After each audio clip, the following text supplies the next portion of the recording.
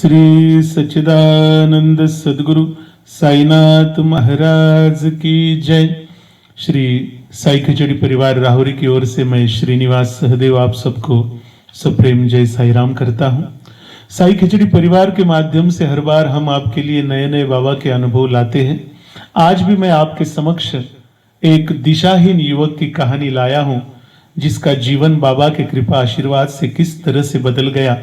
यह अनुभव सच्ची घटना पर आधारित है। ये सब आप सबके सामने मैं प्रस्तुत करने जा रहा हूं, तो सुनिए बाबा की कृपा से जीवन बदले युवक की एक छोटी सी कहानी। बात है पूर्वोत्तर राज्यों की। पूर्वोत्तर राज्य में राजू नाम का एक युवक था, जो शराब की बुरी आदतों से लथपथ था, बुरी संगतों से लथपथ था। झूठ मानो उसकी रोजमर्रा की कहानी हो चुकी थी, इसलिए माँ बाप का विश्वास पूरी तरह से खो चुका था। लेकिन बात ऐसी हुई, जैसे ही बाबा के बारे में उसे जानकारी मिली, साईं की शिरडी के बारे में उसे पता चला। सबसे पहले तो ये बता दूं कि ये बात उन दिनों की है जब बाबा के चरित्र का प्रचार और प्रसार पूर्वोत्तर राज्यों में बहुत कम स्वरूप में था। बाबा के बारे में ज्यादा लोग नहीं जानते थे। उन समय में ये राजू बाबा की ओर आकर्षित हुआ और शिरडी आने के लिए उसका मन करने लगा। उसने सोचा कुछ मित्रों से बात कर ले और शिरडी जाने की तैयारी करने लगे। मित्रों के साथ बात हो चुकी, कब जाना है, कैसे जाना है, शिरडी जाकर क्या क्या करना है। देखिए, माँ बाप से इजाजत लेने के लिए ये बेटा अपने घर पहुंचा और पिताजी से उसने कहा कि पापा, मैं मेरे मित्रों के साथ शिरडी श्री साईं बाबा के दर्शन के लिए जाना चाह रहा हूं।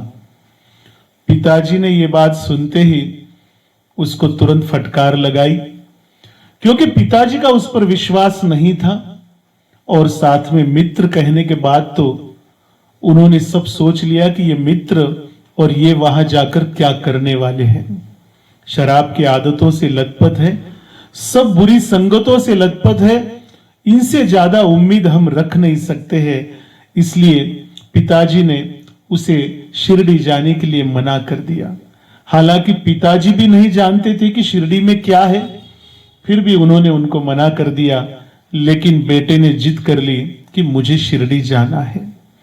और 2-3 दिनों के पिताजी के संघर्ष के बाद शिरडी जाने के लिए अनुमति मिल चुकी थी और सभी मित्रों के साथ ये राजू शिरडी जाने के लिए तैयार हो चुका था। बाबा की दर्शन की आस मन में लगाई हुई थी और सभी मित्र शिरडी की ओर चल पड़े। सफर के बाद शिरडी आकर पहुंच गए और बाबा के दर्शन के लिए मंदिर जाते हैं। ये राजू के मन में बाबा को देखते ही अच्छे विचार आने लगे, आंखों से पानी की धारा बहने लगी, मानो साईं से जन्मों जन्मों का नाता हो। ऐसा उस समाधि की तरफ देख के उसको लगने लगा। जैसे समाधि पर अपना सर रखा तो आंखों से आंसुओं की धारा वहां पर बहने लगी और मानो साईं से एक तरह का प्यार हो चुका था। और जब शिरडी से निकलने का वक्त आया तो बाबा के शिखर के दर्शन करके साईं के सामने साष्टांग दंडवत देकर जीवन में सुधरने का संकल्प कर लिया इस दिशाहीन युवक ने। जाते जाते मन में एक ख्याल आया कि चलो इतनी दूर शिरडी आए हैं तो बाबा की एक तस्वीर घर पर लेकर जाते हैं। मेरे घर में साईं जी की तस्वीर मैं लगाऊंगा और रोज बाबा को देखकर उनसे प्यार जताऊंगा। एक तस्वीर उसने वहां पर खरीद ली, सभी तरह की मन की बातें बाबा से कर ली। बाबा से संकल्प किया, आज तक जो भी मैंने जीवन में बुरा किया है उससे मैं बाहर आना चाहता हूं और मेरी अच्छी जिंदगी मैं जीना चाहता हूं। और शिरडी की यात्रा पूरी करके फिर से अपना सफर अपनी घर की ओर शुरू कर दिया। जैसे ही अपनी गांव में आकर रुके, गांव में आकर रुकने के बाद अपने घर में उसने प्रवेश किया और देखिए बात ऐसी बिगड़ गई घर में। बाप ने तो देखते ही उसको गालियों की फटकार लगाना शुरू कर दी। बाप समझ गए थे यहां पर जाकर, शिरडी जाकर ये कुछ गलत बातें कर कर आए हैं शायद। तो बाप के मन में, पिता के मन में उसके प्रति गुस्सा था, क्योंकि मां बाप का विश्वास खो चुका था। ये लड़का जाता है घर में, पिताजी के पैरों पर सर रखकर उनको प्रणाम करता है और कहता है कि पिताजी, मैंने आपके लिए शिरडी से एक भेंट लाई है, ये स्वीकार कीजिए। जैसे ही वो बाबा की तस्वीर पिताजी के हाथ में देता है, पहले ही पिताजी गुस्से में थे, वो ऊपर गैलरी की तरफ जाते हैं और उस गैलरी से वो बाबा की तस्वीर को नीचे फेंक देते हैं। नीचे फेंक देते हैं। जैसे ही वो तस्वीर नीचे जाकर गिरती है तो उस तस्वीर के टुकड़े टुकड़े हो जाते हैं। लेकिन यहां पर बाबा की लीला देखिए क्या होती है। मैं हमेशा कहता हूं, जीवन में जब कुछ बुरा घटित होता है तो उसमें भी कुछ न कुछ अच्छा होता है। जैसे ही पिताजी ने तस्वीर नीचे फेंकी, बेटे के मन को बहुत गहरी चोट गिर चुकी थी। उसने सोचा, मैंने आज तक जीवन में इतनी गलतियां की और उन गलतियों की सजा मेरे बाबा को भुगतनी पड़ी। मेरे कारण बाबा के तस्वीर के टुकड़े टुकड़े हो चुके थे और बहुत रोने लग गया वो युवक। बाबा की याद में आंखों से पानी की धारा बहने लगी और दिन रात रोने लग गया। उसने खाना पीना छोड़ दिया और सिर्फ बाबा को याद कर कर बाबा से माफी मांगता रहा कि बाबा, सच में मुझसे गलती हुई है, जीवन में आगे से कुछ बुरे काम कभी भी मैं नहीं करूंगा, मेरे बुरे कामों की सजा आपको झेलनी पड़ी है।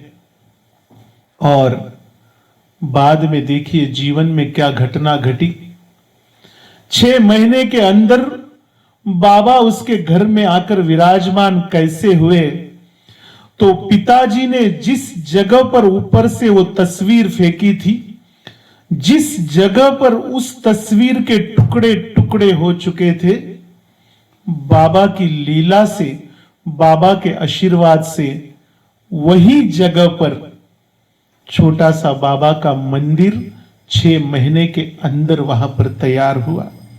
और उस मंदिर में जो मूर्ति प्राण प्रतिष्ठा करने के लिए लानी थी, तो उसी के पिताजी ने उसी लड़के को और उन सब मित्रों को शिरडी भेजकर वहां से बाबा की मूर्ति मंगवाकर उनके घर के प्रांगण में बनाए हुए मंदिर में बाबा को विराजमान किया। जिस घर में साईं का नाम पता नहीं था, आज वो घर बाबा की सेवा में तन मन धन से लगा हुआ है। पहले बेटा बाबा के प्यार में पागल हुआ, देखते देखते पिताजी, माताजी, भाई, भाभी सभी परिवार बाबा की सेवा में लग गए। और जो युवक बुरी आदतों में था, दिशाहीन था, बाबा के आशीर्वाद से उसका जीवन बदल गया। और आज उसके शहर और आसपास के सभी शहरों में वही राजू बाबा के सेवक के रूप में जानने लगा है और सभी बाबा के सेवा कार्यों में तन मन धन से सेवा देने के लिए हमेशा तत्पर रहता है। और बाबा के सेवा कार्य को उसने अपने शहर में इतने बड़े स्वरूप से बढ़ाया कि आज वो शहर में बाबा का कोई भी प्रोग्राम शुरू होने दीजिए, हजारों की तादाद में भीड़ वहां पर इकट्ठा होती है और बाबा पर प्यार करने वाले परिवार वहां पर हजारों की तादाद में बढ़ चुके हैं। यह है मेरे साईं बाबा की लीला, जो बाबा के आशीर्वाद से घटित हुई है। युवकों के लिए बाबा ताकत बन जाते हैं, युवकों के जीवन में दिशा देने के लिए बाबा गुरु बन जाते हैं। इसलिए मैं हमेशा इस कार्यक्रम के माध्यम से युवकों को संदेश देना चाहूंगा कि आप बाबा का जो तत्व है श्रद्धा और सबूरी वो लेकर बाबा के चरणों में तन मन धन से समर्पित हो जाइए। बाबा के सेवा कार्य में अपने जीवन की ऊर्जा लगा दीजिए और साई सेवा कार्य को बढ़ाने के लिए हर एक प्रयास हर भक्त ने कर बाबा का सेवा कार्य अपने शहर में जोर शोर से कैसे शुरू रहा जाए इसके बारे में सोचकर रणनीति बनाना जरूरी है। चलिए आज का ये सुंदर बहुत ही सुंदर अनुभव आप सबके सामने प्रस्तुत करते हुए मुझे बहुत ही आनंद हुआ। जल्दी ही ऐसा ही एक सुंदर अनुभव लेकर इस साई खिचड़ी परिवार के द्वारा इस YouTube चैनल के माध्यम से हम आपके सामने प्रस्तुत होंगे। ओम साई राम।